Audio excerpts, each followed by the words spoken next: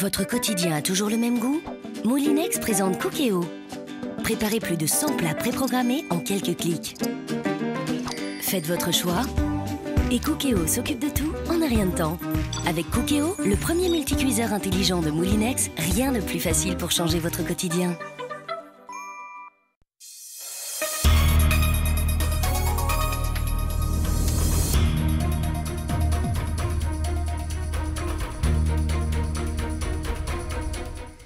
À la une de l'actualité, ceux qui, comme nous, ont travaillé aujourd'hui et ceux qui ont chômé. Depuis 2004, le lundi de Pentecôte n'est plus un jour férié, mais un jour chômé. On essaiera de mieux comprendre tout ça dans ce journal.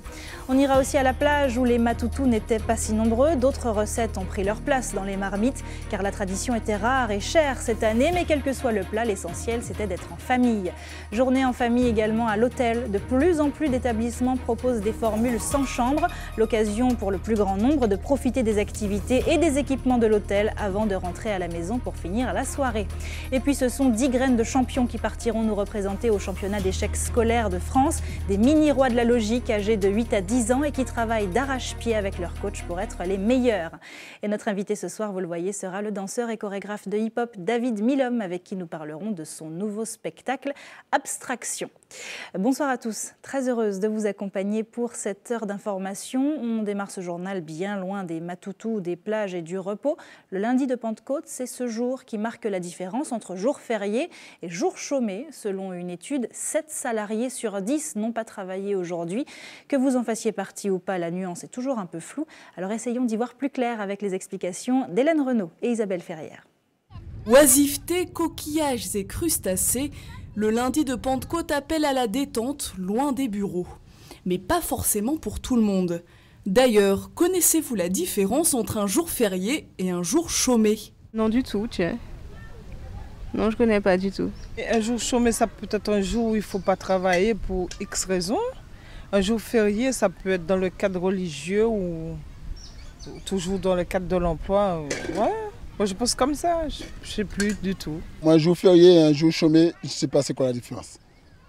Mais si vous me le dites, au moins j'apprendrai quelque chose aujourd'hui. Alors c'est quoi? Un jour férié commémore un événement. Aujourd'hui, la visite de l'Esprit Saint aux apôtres. Un jour chômé, interdiction de travailler.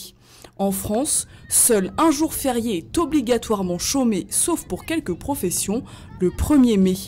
Donc pour la Pentecôte, qui n'est que férié, rien n'empêche certains irréductibles de mettre la main à la pâte, comme dans ce restaurant. Ça ne change rien. Je crois que le seul jour où c'est différent, c'est le 1er mai, où ils sont payés en fonction des conventions un peu plus cher. Mais aujourd'hui, non, ça ne change rien. Quelques mètres plus loin, Pierre, lui, ne travaille pas et n'est donc pas payé. Il n'a pas le choix. Sa société lui impose de poser un jour de RTT pour reverser la somme économisée à une caisse nationale destinée aux personnes âgées ou handicapées. Cette journée de solidarité a lieu traditionnellement à la Pentecôte, mais les entreprises s'organisent comme elles le veulent. C'est une journée de solidarité pour que d'autres puissent bénéficier de quoi que ce soit, mais aucun problème. Vous avez l'air de tenir à votre lundi de Pentecôte aussi. Oui, j'y tiens énormément. J'aime bien le lundi de Pentecôte, me retrouver près de la mer avec mes amis. Et puis on s'amuse, quoi. On prend le pied. La vie est belle là. Selon une étude récente, 7 salariés sur 10 restent à la maison aujourd'hui.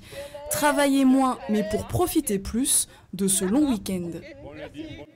Un week-end de Pentecôte qui restera marqué en Guadeloupe par le décès hier d'une femme de 53 ans alors qu'elle était en randonnée avec un groupe de 7 autres personnes aux chutes du Carbet à Capesterre-Belle-Eau. Elle a été emportée par une rapide montée des eaux, un phénomène dû à de fortes précipitations. Il faut dire qu'en ce moment, les pluies sont de retour en zone montagneuse. Voyez plutôt le reportage de Linda Kayarsi. Si le temps est propice aujourd'hui à la marche en bordure de rivière, hier ce n'était pas le cas aux chutes du Carbet. Suite à de fortes précipitations, un groupe de randonneurs a été surpris par une montée soudaine des eaux. L'alerte a été donnée en fin de matinée. Si la plupart des randonneurs sont parvenus à se mettre à l'abri, un homme et une femme ont été entraînés par le violent courant. Par chance, l'homme âgé de 69 ans a pu être sorti de l'eau par les autres randonneurs. La femme, âgée de 53 ans, emportée par le courant, a été retrouvée morte en fin d'après-midi dans le lit de la rivière, après plusieurs heures de recherche des équipes spécialisées des sapeurs-pompiers. Une dramatique randonnée qui rappelle que la crue soudaine constitue un danger bien réel. Déjà, si on doit partir en montagne, surtout en rivière, déjà consulter la météo, chose primordiale. Et par la suite, si une fois sur place, on est face à une crue torrentielle, c'est-à-dire montée des eaux due à de fortes précipitations, vaut mieux se mettre à l'abri et appeler le secours. Nous avons différents types de moyens d'intervention lors de ce genre d'événement. Il est important de se mettre à l'abri, mais aussi de connaître quelques signes annonciateurs d'une montée abrupte des eaux. Là aussi, il faut être très vigilant. On peut anticiper ce genre de phénomène, puisque ça se voit quand le niveau d'eau monte, la couleur de l'eau elle change.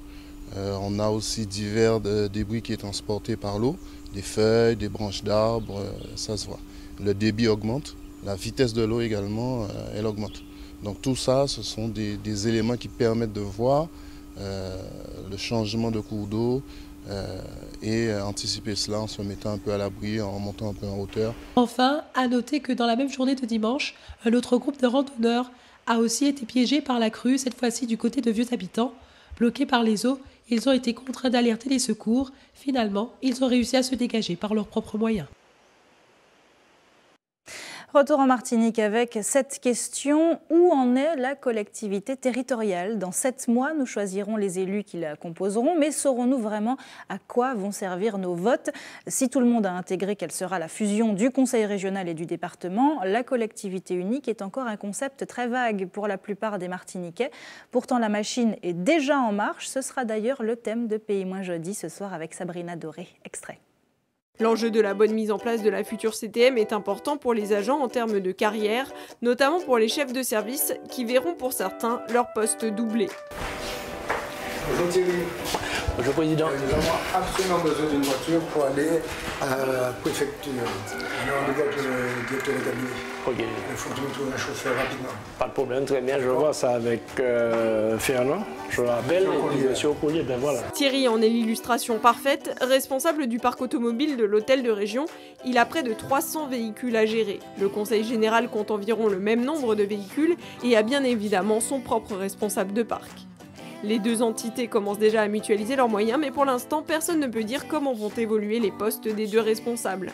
Effectivement, je gère un parc automobile ici. Maintenant, il faut savoir que avec la mutualisation qu'on aura, il y aura 2 parcs automobiles. Et à partir de là, il faut savoir qu'il y a plusieurs responsables dans ces parcs-là. Vous aviez certainement aujourd'hui le nez dans les marmites. En ce lundi de Pentecôte, la tradition a été plutôt bien respectée sur les plages de l'île. De nombreuses familles s'y sont rassemblées pour déguster un crabe de terre parfumé aux épices. Quoique, certaines ont tout de même dérogé à la règle. Voyez plutôt le reportage de Laura Châtenay-Rivaudet avec Anaïs Gall. La famille de Josette mange du crabe. Chez Myriam, c'est poulet au menu. Josette a tenu à préparer son traditionnel plat de crabe pour ce lundi de Pentecôte à la plage. Le point final de ce long week-end. Aujourd'hui, c'est un dombré de steak fraîchement frais, préparé ce matin pour midi. Et puis après un bon bain, on s'en va. Dombré de Syrique donc, et pas n'importe lesquels, ceux qu'elle pêche elle-même avec son ami. La pêche, c'est une partie de plaisir, une partie de détente. Il faut décompresser, on s'amuse, on pêche les plus gros, on lâche les plus petits. Mais c'est ça, hein? On passe la journée à pêcher. Bon, même si on n'a pas pris, c'est pas grave, mais le fait d'être là, on est bien. Au campement voisin chez Myriam, le poulet mijote, sa recette restera secrète. La tradition du crabe, ce serait avec plaisir, mais cette année, c'est son portefeuille qui l'emporte. Les crabes étaient trop rares et trop chers. On est une quinzaine, une vingtaine sur le camping, et c'est vrai que 2,50 € par personne, ça revient quand même assez cher. Donc on a préféré faire du poulet qui est beaucoup moins cher, en tout cas pour les vacances pour aujourd'hui, même si c'est un lundi de Pentecôte. Midi pétante, dégustation, le dombré de crabe et le poulet font l'unanimité.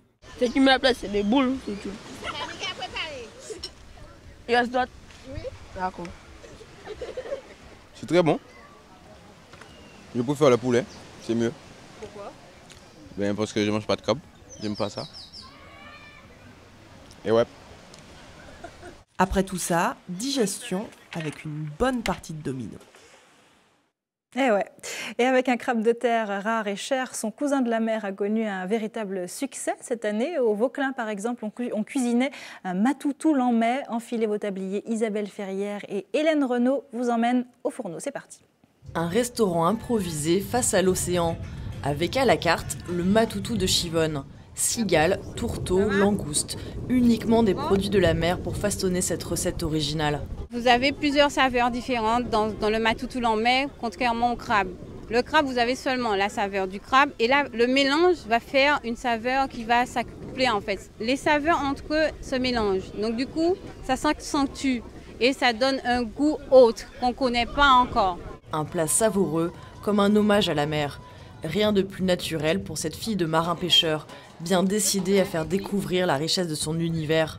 J'ai toujours été sur un bateau toute ma vie. On a toujours cuisiné les produits de la mer. Je me suis aperçue que les gens hésitaient à acheter le poisson, hésitaient à acheter les produits parce qu'ils ne connaissaient pas les produits. Donc on essaye, quand on les vend, d'expliquer aux clients ce que les produits peuvent rapporter en termes diététiques et comment les cuisiner. Le matoutou lammet, une première pour ses clients. Aussitôt servi, les assiettes sont englouties. Dans le matoutou, il n'y a que du crabe et que dans celui-là, il y a de la langouste. Et c'est mieux, comme ça. Ça permet de mettre en avant d'autres produits, enfin, des produits auxquels on ne pense même pas. On est entouré d'eau, on est en Vauclin ici, ça s'y prête. Donc autant maintenant aller là où il y a encore tout ce qu'il faut pour qu'on puisse avoir un matoutou comme celui-ci qui est excellent. Classique ou revisité, le matoutou a de beaux jours devant lui. Parmi les projets de Chivonne, ouvrir un snack, en bord de mer bien entendu, à déguster sans modération. Déguster sans modération et sans se prendre la tête, c'est aussi ce qu'ont choisi ceux qui ont préféré passer la journée à l'hôtel. La formule n'est pas nouvelle, de plus en plus d'établissements hôteliers proposent des forfaits sans nuitée. Pour beaucoup de familles, c'est l'occasion de changer de cadre au bord de la piscine. Et les hôtels y trouvent aussi leur compte puisqu'ils rentabilisent leurs équipements et leurs activités quand les taux de remplissage font grise mine. Elodie Toto, Volana Razafi Manansoa. Non, nous ne sommes pas dans un parc d'attractions, mais à l'hôtel. Aujourd'hui, près d'un client sur 10 est là uniquement pour la journée. Un forfait particulier leur permet de profiter de la piscine et du restaurant. L'occasion pour eux de s'amuser autrement. Régulièrement, on fait des plages, on fait des restos. Voilà. Et puis on a voulu changer un petit peu. Je suis venue passer du temps avec mes amis, profiter de la piscine. Du cadre que l'hôtel offre. Une aubaine pour cet hôtel. Cela fait 3 ans que la formule existe et depuis, le snack-restaurant ne désemplit pas. La clientèle touristique, par l'essence même de cette clientèle, elle est éphémère. Elle est basée sur maintenant 3 mois de l'année. Nous, on est une entreprise qu'il faut qu'ils vivent pendant 12 mois. Donc on s'est beaucoup plus intéressé à la clientèle locale. Dans cet autre complexe hôtelier, les clients venus à la journée ne sont pas nombreux, mais ce type de forfait permet de se faire connaître auprès de la clientèle locale. Ça permet à beaucoup de personnes qui ne connaissent pas l'hôtel de venir le découvrir. Donc quelquefois ça commence par une venue pour une passe-journée, pour une journée, et après ça finit pour un week-end prolongé, ou même pendant les vacances scolaires. Ce groupe d'amis essaye le forfait hôtel à la journée pour la première fois, et il compte bien renouveler l'expérience. On a décidé ça juste pour le dernier jour de vacances, donc je pense qu'au final ça va aller. C'est vrai que c'est beau, la piscine et tout, et puis on a de belles choses à regarder, voilà. Il y a de belles choses. Il y a des beaux garçons? Ouais, j'en ai vu d'autres, quoi. Changer de cadre, s'évader, puis rentrer chez soi. Le forfait hôtel pour la journée séduit de plus en plus. Aujourd'hui, dans ce complexe, il représente 15% du chiffre d'affaires. Restez avec nous sur ATV. Dans un instant, on ira aux Trois-Îlets où le Casart Festival se termine ce soir à l'hôtel Baquois après 3 jours de musique et d'exposition. Et il y avait sans doute des beaux garçons. Et puis Berbornil nous emmènera ensuite à Rivière-Salée pour mettre les mains dans le cacao et en faire des bâtons de chocolat. Mais avant, parlons des échecs scolaires. Attention, il ne s'agit pas d'enfants qui décrochent, mais plutôt d'enfants qui réussissent. Des graines de champions à l'école primaire de l'AMEP. 10 jeunes âgés de 8 à 10 ans s'envoleront le 2 juin prochain pour le Jura. Ils y représenteront la Martinique au championnat scolaire d'échecs de France, un concours auquel ils se préparent très sérieusement avec un entraînement intense, de quoi faire monter la pression tout doucement. Hélène Renaud. On ne lâche rien du tout. Toutes les pièces doivent participer à l'attaque comme à la défense. Ne pas avoir une tour qui dort à la maison. Ici, personne ne dort, l'heure est au contraire à la concentration. Pour cette vingtaine d'enfants, ce cours n'a rien d'ennuyeux, impossible de les faire arrêter de jouer. Avant, je bougeais beaucoup, maintenant je fais du piano, je fais des échecs, ça me canalise et je suis devenue fort à l'école maintenant. Ton moment préféré dans les échecs, c'est quoi? C'est quand je gagne.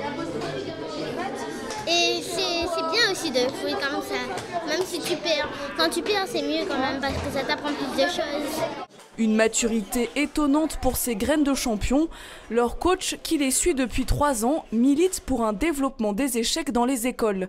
Un jeu stratégique dont les règles s'appliquent bien au-delà de l'échiquier. Le simple fait d'apprendre à jouer aux échecs, on arrive à lutter justement contre tout ce qui est, on va dire, l'échec au niveau d'une matière. Donc à remettre en confiance un enfant, à apporter un développement de soi, à développer sa curiosité, ses capacités de concentration. 10 enfants de ce groupe sont sélectionnés pour la finale du championnat scolaire de France dans le Jura. L'entraînement est intensif, 7 heures par semaine. On ne vit, on ne respire, on ne pense qu'échecs. Et même pendant la récréation, on joue forcément aux échecs. Quand est-ce que tu penses aux échecs? Alors, la nuit, quand je dors, à l'école, à la natation, enfin partout où je vais. La pression monte donc avant la grande finale dans quelques semaines. Des ateliers sont organisés pour gérer le stress des enfants, leur peur et renforcer leur confiance en eux. On a gagné! Encore! On a gagné! Les outils, c'est surtout beaucoup d'auto-persuasion parce qu'en fait, l'enfant a des ressources en lui, des fois qu'il méconnaît. Je donne également aux parents des exercices à faire, tels que par exemple dire à l'enfant que tu gagnes ou que tu perds, tu es toujours mon enfant et je t'aime toujours autant. Pour que l'enfant soit vraiment conscient de cela et aille en toute sérénité à la compétition. Les voilà remontés à bloc pour la compétition qui aura lieu du 7 au 9 juin. On ne leur souhaite qu'une seule chose. Échec et maths. Magnifique. Autre matière que l'on pratique parfois à l'école, la danse, c'est le domaine de David Milhomme avec sa compagnie MD Company. Il est, depuis les années 90, l'un de nos meilleurs ambassadeurs de hip-hop. Samedi, il présentera à l'Atrium son tout nouveau spectacle, Abstraction. On en parle avec lui. Bonsoir David Milhomme. Bonsoir. Merci beaucoup. De me recevoir. Merci à vous d'être avec nous ce soir. Alors, Abstraction, c'est une critique de la société de consommation dans laquelle nous vivons. Pourquoi est-ce que vous avez choisi cette thématique pour ce nouveau spectacle ? Voilà, alors là, MD Company va s'exprimer par rapport à la société de consommation. On est en permanence dans une frénétique consommation. Les clips, vidéos, la musique, etc. Aujourd'hui, nous lancent des messages qui ne sont pas forcément ceux dont on a besoin. Donc du coup, on consomme tout ça et on en oublie peut-être l'essentiel. Donc le spectacle traite de ça. Comment ces vendeurs de soi-disant rêves sont présents en permanence et de quoi a-t-on besoin vraiment? Qu'est-ce qui nous fait du bien? Voilà. Vous avez fait appel à des danseurs de Martinique, bien sûr, mais également de Sainte-Lucie, Saint-Vincent, de la Dominique et de République dominicaine.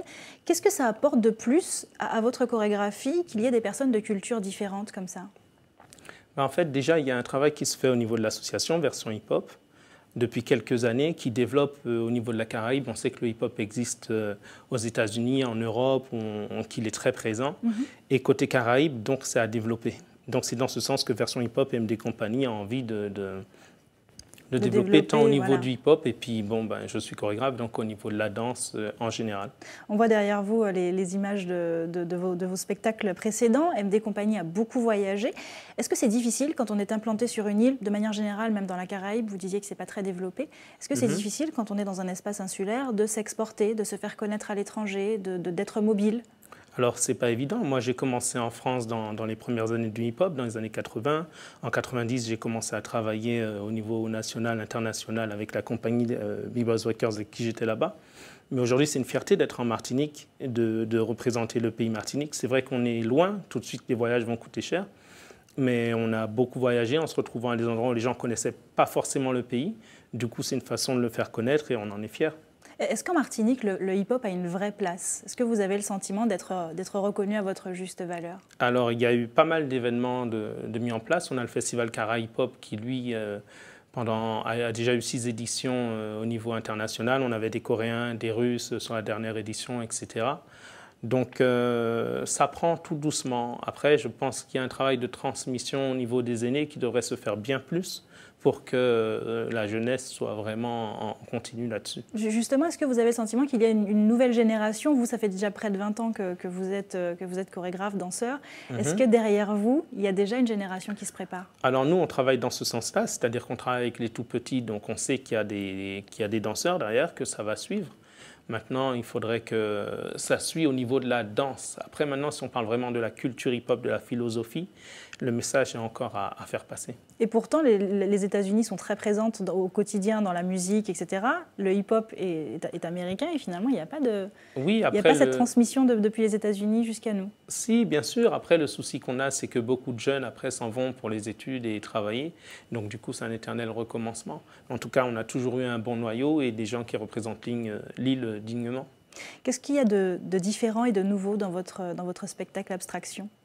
Alors, c'est de la création, c'est-à-dire que MD Company se produit tant en battle, en show, et donc là, ce sera en création, c'est-à-dire qu'on utilise la danse et on fait passer des émotions, on fait passer le message. Et il faut savoir que sur ce spectacle-là, il n'y aura pas que des danseurs hip-hop.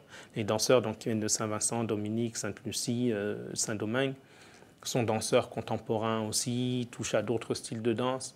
Donc là, ce qui m'a intéressé, c'est de chorégraphier la danse. Comment on arrive à toujours innover alors que les mouvements sont toujours les mêmes, le corps a un nombre de mouvements peut-être limité? Comment vous arrivez à toujours trouver de nouvelles choses à montrer? Je ne sais pas, ça vient spontanément en fait. C'est-à-dire qu'à partir du propos qu'on va tenir, forcément on va diriger, on va faire de la recherche par rapport au message qu'on veut faire passer et ça va amener la danse ailleurs. Voilà. On sait par exemple que la danse hip-hop, excusez-moi, le breakdance, est une danse de démonstration, tout ça. Donc, quand on se lance dans la création, on essaye un peu de casser cette image-là et puis de montrer qu'elle peut être forte différemment. Alors, une chorégraphie forte, c'est ce qu'on aura samedi? On va essayer, on donne le meilleur de nous-mêmes. Et on est très contents aussi, puisque ce samedi, on va partager la scène avec les maîtres du ballet. Donc, c'est une soirée hip-hop, danse, ballet. Voilà, ce sera le mélange des genres et des traditions. Merci beaucoup, David Milhomme. Merci à vous, merci de m'avoir reçu.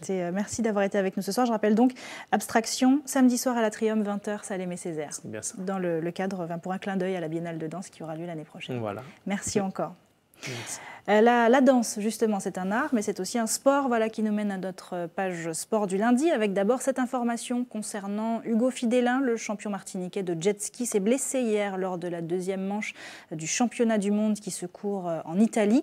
Il a été éjecté lors du passage d'une bouée, il est retombé sur sa machine. Selon les premiers examens, il souffrirait d'une fracture du bassin. Hugo Fidélin devrait être opéré demain en Italie. En Martinique, il y avait également du sport, avec un peu moins de blessures, du handball avec la victoire des féminines de l'USC Citron. On se souvient aussi de la première édition du Grand Prix Cap Nord remportée par la Yole Rosette Orange. En cyclisme, c'est Jonathan Salinas qui a brillé pour le Grand Prix du 22 mai. Retour sur un week-end de sport intense avec Caril Chassol, Loïc Régis et Michelet François. En handball, chez les femmes, il a fallu 2 matchs d'appui pour connaître le nom du champion de Martinique. Et hier soir, c'est l'USC Citron qui a été sacré. Les filles de José Blizet sont battues le réveil sportif sur le score de 26-25. Les Feuillalaises s'imposent 2 victoires à 1. Au masculin, pas besoin de match d'appui. En 2 rencontres, l'Étoile de Gondo a pris le meilleur sur Sainte-Anne-Cap 110. 3 ans après, les Lamantinois sont sacrés champions de Martinique 2015. Sport collectif toujours en rugby, c'est sans surprise l'US Robert qui a remporté la Coupe de Martinique samedi soir. En finale, les Robertains ont dominé le Good Luck 15-3. Les hommes de l'Itadier sont en route pour un doublé Coupe Championnat. Ils affrontent en effet le Rugby Club Militaire dans 15 jours pour la finale du championnat. Autre temps fort de ce week-end en cyclisme, le Grand Prix du 22 mai qui s'est couru de jeudi à hier. Et il est revenu à Jonathan Salinas de la pédale pilotine. Enfin, nos rouleurs étaient pendant 3 jours sur la côte Caraïbe à l'occasion du Grand Prix Cap-Nord. Et si la dernière étape est revenue à UFR Chamflore, au terme des 3 étapes, c'est Rosette Orange qui remporte cette première édition devant Zapetti Gerblé et Brasserie Lorraine. C'est l'heure de notre coup d'œil quotidien sur vos quartiers. Tout de suite, le JT des communes.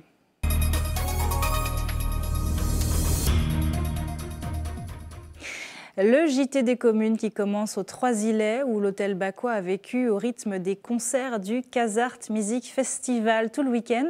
La manifestation se termine ce soir au terme de 3 jours de fête. En marge des concerts, le public pouvait aussi découvrir des expositions.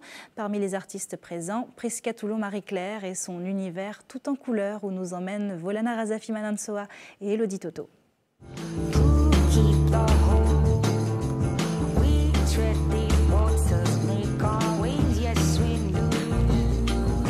Mes toiles sont toujours positives. J'essaie d'exprimer un peu les envies, les rêves, la vie de tous les jours, les moments d'émotion, de joie.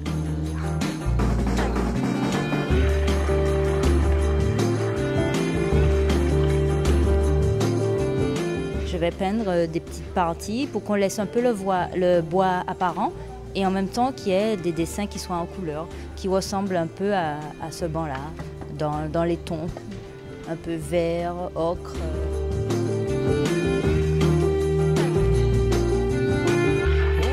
Là, c'est la vie en mer, c'est-à-dire les contes et légendes, les hommes à la mer, les yoles, les monstres, les bateaux, les poissons, la faune et la flore, tout ça mélangé, comme une espèce de conte et légende, comme Maman de l'eau, par exemple.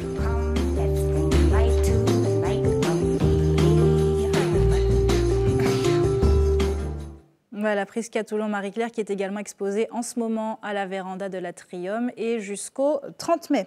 Attention au changement d'adresse du SDIS. Le service départemental d'incendie et de secours de Martinique sera fermé dès demain et jusqu'au 1er juin pour cause de déménagement de ses services administratifs et opérationnels.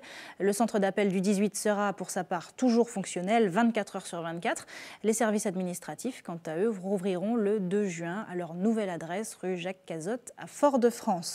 À Ducos, la campagne de dératisation a commencé. Les agriculteurs sont invités à se rendre au service technique de la ville pour récupérer les appâts dès demain. Les services techniques situés au quartier Lourdes sont ouverts de 8h à 11h. Pensez à vous munir de vos justificatifs d'adresse et d'un sachet pour récupérer les appâts. Enfin, un œil sur la carte de l'EFS pour refermer cette page d'infos pratiques. Demain, le camion de l'établissement français du sang sera stationné sur le parking du Carrefour Market de Rivière-Salée de 9h à 14h. Vous pourrez aussi vous rendre à la Maison du Don à la Ménard de 9h à 16h. On termine ce journal à Rivière-Salée justement. C'est là que M.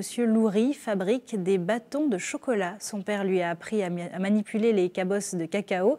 À l'heure où la filière est en pleine structuration, Hubert Bornil et Michelet François sont allés voir comment s'en sort cet artisan. Regardez.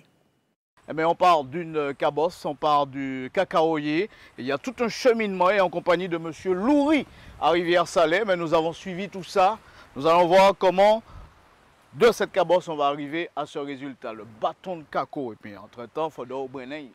Chaud!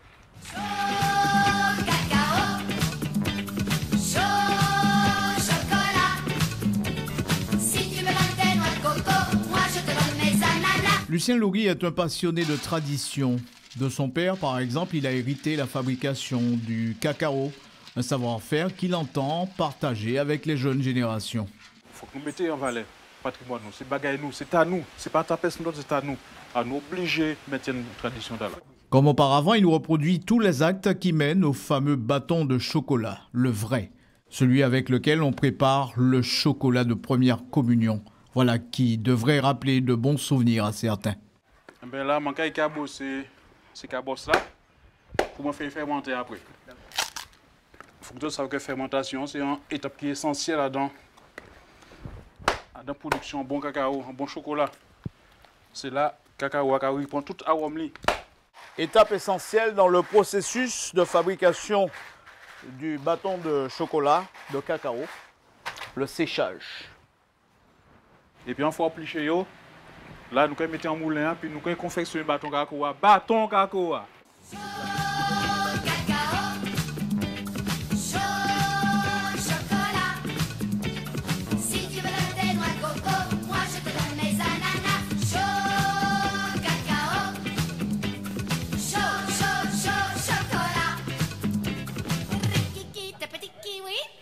Cela dit, ces fameuses fèves de cacao ont d'autres propriétés, par exemple lutter contre certaines maladies.